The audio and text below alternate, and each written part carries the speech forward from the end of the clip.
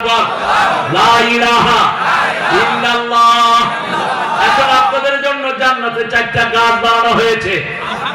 রাস্তার ছায়া 100 বছর 500 বছর ঘোড়া দৌড়ে শেষ করতে পারবে না। এক একটা গাছের মধ্যে 70 রকমের ফল, এক একটা ফলের ভিতরে 70 রকমের মজা।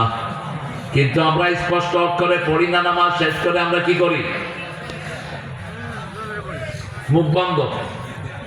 জিজ্ঞেস করলাম বাবা কি হচ্ছে? কয় ভিতরে চলতেছে। সুবহানাল্লাহ আলহামদুলিল্লাহ স্পষ্ট অক্ষরে বলে না,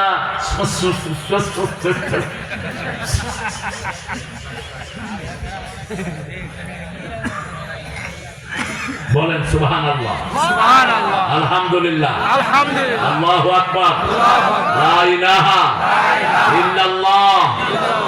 স্পষ্ট অক্ষরে বলবেন, মনে থাকবে তো ইনশাআল্লাহ। এই যে তাসবিহ টিপে দেখবেন, তাসবিহ আর কি করে, ভাই কেমন আছে, খাওয়া দাওয়া কেমন হচ্ছে? বললাম ভাই তাসবিহ কই? ভিতরে চলতেছে। ভিতরে তো 2 in 1 ফিট করছ মূর্খ।